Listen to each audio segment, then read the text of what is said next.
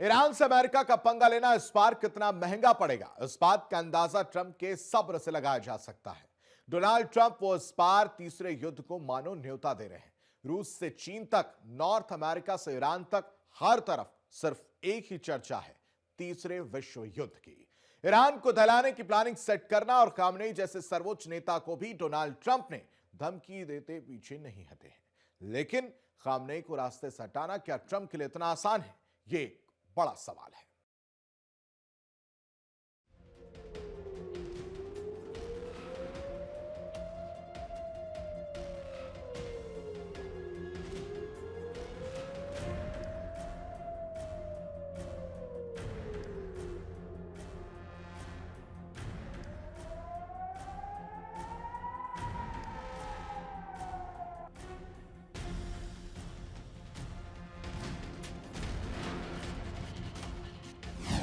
लोकतंत्र के नाम पर दखल।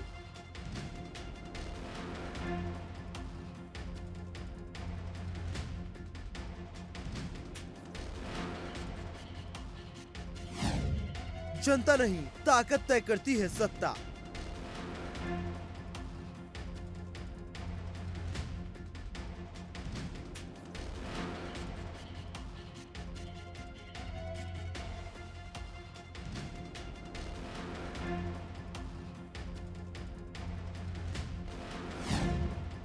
जहां तेल है वहां लोकतंत्र का शोर है।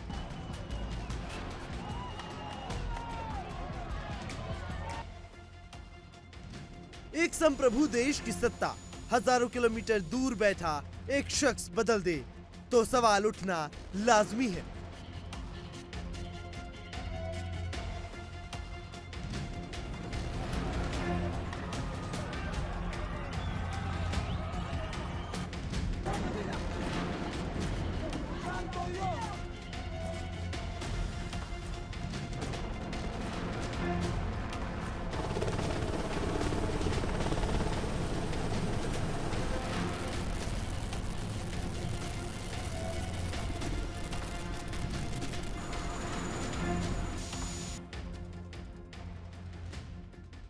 वेनेजुएला में जो कुछ हुआ वो सिर्फ सत्ता परिवर्तन नहीं था, बल्कि लोकतंत्र की, संसाधनों की और वैश्विक ताकत की हत्या थी।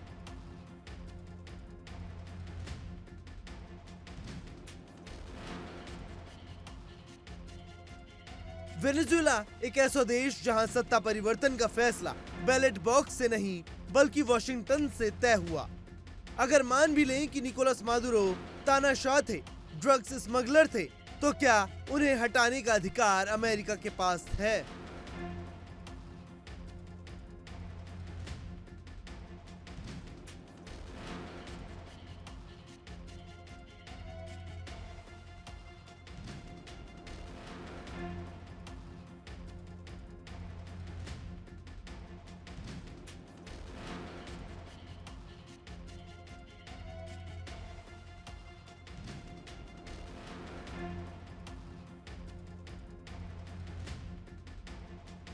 वेनेजुएला की बात हटा दें तो अमेरिका का दूसरा टारगेट है ईरान, या यूं कह लें ईरान के सुप्रीम लीडर खामेनेई।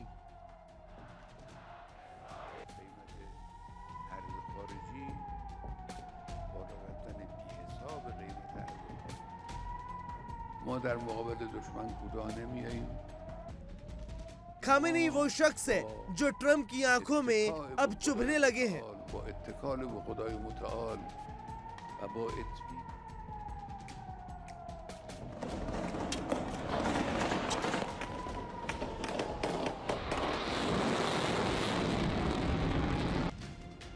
लोकतंत्र का पहला नियम यही कहता है कि फैसला जनता का होता है, लेकिन वेनेजुएला में फैसला जनता ने नहीं किया, फैसला किया दुनिया के सबसे बड़े राष्ट्रपति यानी डोनाल्ड ट्रंप ने।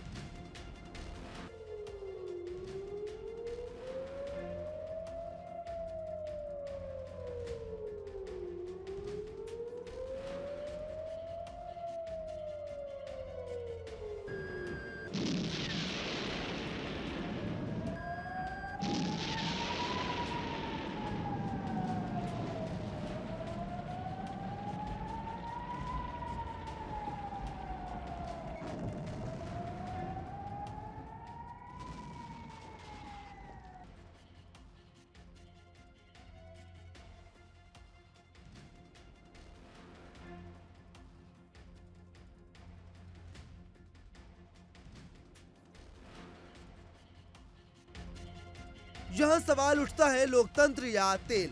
सत्ता परिवर्तन के तुरंत बाद तेल की चर्चाएं शुरू हो जाती है। अमेरिकी कंपनियों की एंट्री, तेल के मैनेजमेंट की बातें। तो सवाल सीधा है, अगर मकसद लोकतंत्र था तो इतनी जल्दी तेल का एजेंडा क्यों स्थापित कर दिया गया?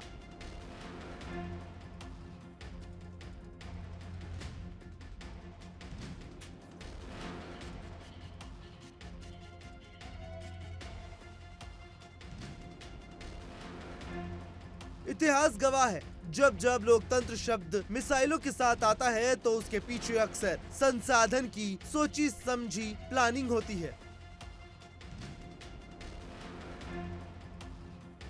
सिर्फ यही नहीं रुक रहे डोनाल्ड ट्रंप, वो इस बार तीसरे विश्व युद्ध को मानो न्योता दे रहे हो। रूस से चीन तक, नॉर्थ अमेरिका से ईरान तक, हर तरफ सिर्फ एक ही चर्चा है, डोनाल्ड ट्रंप के एक्शन की, वो भी एक तानाशाह के रूप में।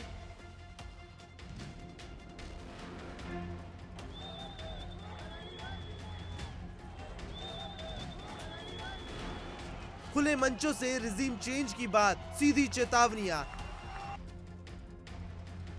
अब सवाल ईरान पर है। ईरान की अहमियत क्या है?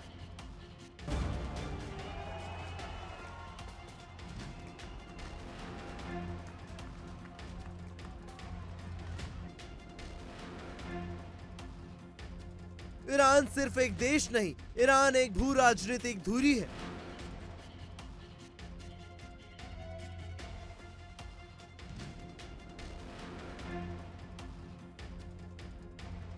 यही वो रास्ता है जहां से दुनिया का बड़ा हिस्सा तेल का सफर तय करता है। जो होर्मुज को कंट्रोल करता है, वो वैश्विक ऊर्जा बाजार को हिला सकता है। यही वजह है कि ईरान सिर्फ राजनीति नहीं, रणनीतिक टारगेट भी है। अमेरिका पहले ही ईरान न्यूक्लियर डील से बाहर निकल चुका है। ईरान के परमाणु ठिकानों पर हमले भी हुए, जिन्होंने हालात को और ज्यादा विस्फोटक बना दिया।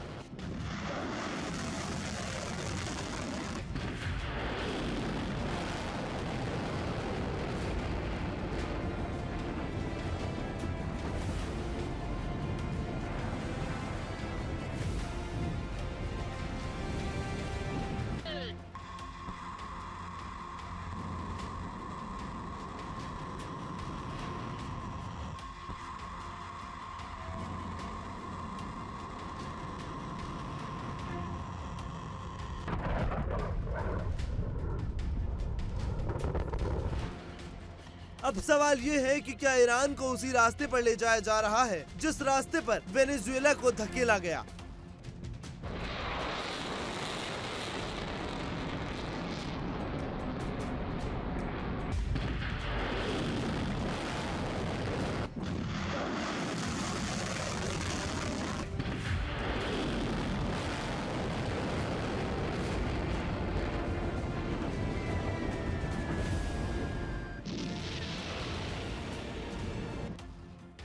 इतिहास पलट कर देखें तो तस्वीरें डरावनी हैं।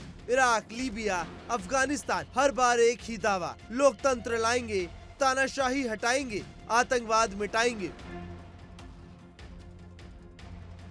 लेकिन हर बार नतीजा टूटे हुए देश, हजारों लाशें, बर्बादी, अर्थव्यवस्था की तबाही और अंतहीन अराजकता।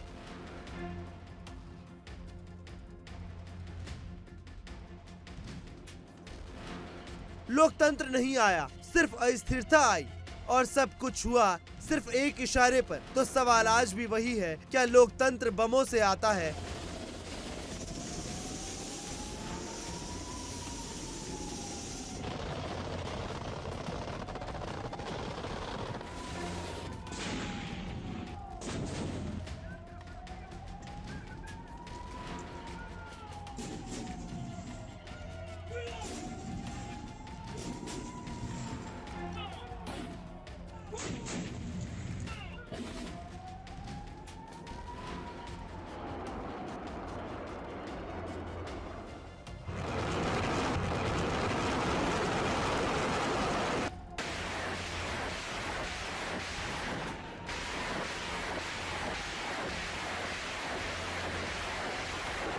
क्या आजादी बाहरी दखल से मिलती है या फिर दुनिया इतिहास से कुछ सीखेगी? क्योंकि जब भी लोकतंत्र की आड़ में संसाधनों की लड़ाई लड़ी जाती है तो सबसे ज्यादा कीमत आम जनता को चुकानी पड़ती है।